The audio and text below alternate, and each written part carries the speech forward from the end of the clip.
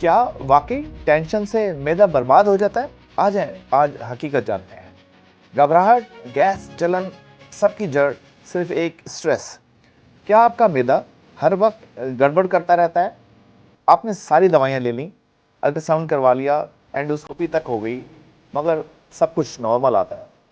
फिर सवाल पैदा ये होता है कि अगर मैदा ठीक है तो मसला कहाँ है? एक मरीज मेरे पास आया और कहने लगा, डॉक्टर साहब मुझे लगता है मेरी परेशानियां मेरे मैदे को खा गई हैं। और वो शायद गलत भी नहीं था। दिल की धड़कन तेज हो, सीने में जलन हो, गैस निकले ना, अफारा हो और दिमाग में उलझन हो, तो हो सकता है कि आपका दुश्मन कोई वायरस नहीं बल्कि आपका जहनी दबाव हो।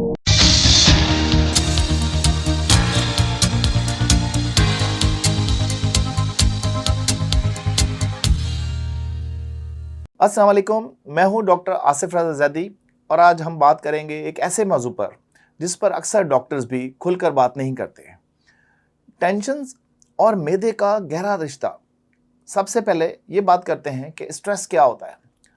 आज की तेज़ रफ्तार ज़िंदगी में स्ट्रेस एक आम लफ्ज़ बन चुका है, मगर इसका जिस्म पर असर गैर मामूली होता है। स्ट्रेस सिर्फ एक जहनी कैफियत नहीं बल्कि ये एक फलता फूलता दुश्मन है जो आहिस्ता आहिस्ता पूरे जिस्म को मुतासर करता है। जब आप दबाव में होते हैं तो आपका जिस्म फाइट या फ्लाइट मोड में आ जाता है, तो हार्मोन जैसे कॉर्टिसोल या एड्रेनलिन जारी हो जाते हैं जो दिल की धड़कन, ब्लड प्रेशर और निज़ाम हाज़म पर बराह रास्त असर डाल सकते हैं। अब सवाल यह है कि मैदे पर स्ट्रेस के असरात क्या हो सकते हैं। हमारा मैदा और दिमाग एक दूसरे से जुड़े हुए हैं और इस नेटवर्क को इंटरैक्ट नर्वस सिस्टम कहा जाता है, जिसे बाज़ माहिरीन दूसरा दिमाग भी कहते हैं। जब दिमाग परेशान हो तो मैदे के सिग्नल्स, खून की फराहमी, हाजमे की रफ्तार और मैदे की तेज़ाब का तवाज़ुन बिगड़ जाता है। यही वजह है कि स्ट्रेस में मैदा खाली होते हुए भी भरा भरा महसूस होने लगता है। खाना खाने से दिल घबराने लगता है या कभी खाने के फ़ौरन बाद वॉशरूम जाने की भी हाजत हो जाती है। ये वो अलामात हैं जिन्हें लोग मैदे का मसला समझते हैं, मगर ये स्ट्रेस से होते हैं। ये अलामात ज़ाहिरी तौर पर मैदे से जुड़ी लगती हैं, मगर दरअसल इनकी जड़ जहन में होती है। हर वक्त सीने में जलन या भारीपन, अफारा और गैस जो दवाइयों से भी ठीक नहीं हो रही होती, भूख ख़त्म हो जाना या फिर जज्बाती खाने की आदत, मैदे में बेवक्त दर्द, गड़गड़ाहट या घबराहट, खाने के फ़ौरन बाद वॉशरूम जाने की हाजत, दिल घबराना, चक्कर आना और बेचैनी। अक्सर मरीज़ इन अलामात को सीने के दर्द, दिल की बीमारी या गैस का नाम देते हैं, मगर असल में ये सब स्ट्रेस के साए में पलते हैं। फ़र्क कैसे समझें? क्या वाकई मैदे का मसला है या ज़हनी दबाव? ये फ़र्क, इसको डिफ्रेंशिएट करना बहुत ज़रूरी है, क्योंकि दवाएं सिर्फ इस वक्त तक काम करती हैं जब बीमारी जिस्मानी हो। अगर मसला जहन में हो तो दवा से ज़्यादा फ़हम फरासत और सुकून की ज़रूरत होती है। अगर आपने तमाम मेडिकल के टेस्ट करवाए हैं, रिपोर्ट्स नॉर्मल आई, मगर अलामात अभी भी बाकी हैं, आपका मैदा सुबह सबसे ज़्यादा ख़राब रहता है जब स्ट्रेस लेवल बहुत बुलंद होता है। अगर अलामात दिन के मखसूस औकात या जज्बाती हालात से लिंक्ड हैं तो इस बात की निशानी है कि जहनी दबाव ही असल मुजरिम है। दोस्तों, मैदा सिर्फ खुराक से नहीं, ख्यालात से भी मुतासिर होता है। जब जहन परेशान हो तो जिस्म का हर निज़ाम मुतासिर होता है और सबसे पहला शिकार होता है हमारा मैदा। लिहाजा अगर आप भी इस अलामात से जूझ रहे हैं तो सिर्फ दवा से नहीं, ध्यान, सुकून और समझ की ज़रूरत है। याद रखें, जब दिमाग पुरसुकून हो, मैदा खुद ब खुद ही नॉर्मल हो जाता है। अब बात करते हैं कि ये तमाम जो चीज़ें हमने डिस्कस की हैं, अगर इनको नज़रअंदाज कर दिया जाए, स्ट्रेस के फैक्टर को नज़रअंदाज कर दिया जाए, तो क्या ख़तरात हो सकते हैं। ज़रा सोचिए, अगर हम मुसलसल अपने जिस्म की चीखों को नज़रअंदाज करते जाएं तो फिर एक दिन वो चीखें बीमारियां बन जाएंगी। इसी तरह अगर स्ट्रेस को नज़रअंदाज किया जाएगा तो दायमी कब्ज़, गैस, तेज़ाबियत, बदहज़मी आपकी रोज़मर्रा ज़िंदगी को बर्बाद कर सकती है।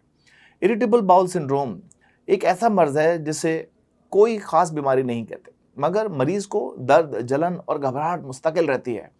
स्ट्रेस के मुसलसल असरात से एंजाइटी डिसऑर्डर्स और पैनिक अटैक जैसे जहनी मसाइल पैदा हो सकते हैं। आपकी समाजी ज़िंदगी मुतासिर होती है, खुद एतमादी ख़त्म होने लगती है और वज़न का उतार चढ़ाव भी महसूस होने लगता है। सबसे पहले बर्बाद होता है आपका जिस्मानी सुकून और जज्बाती इमोशनल बैलेंस। अगर बात की जाए इस मसले के इलाज क्या है, तो सिर्फ इलाज गोली नहीं है। तवज्जो, रवैया और तर्ज ज़िंदगी की तब्दीली, लाइफस्टाइल मॉडिफिकेशन बहुत अहम है। मेडिकल इलाज, अगर आपको शदीद एंजाइटी है तो एंटी एंजाइटी अद्वियात दी जाती हैं।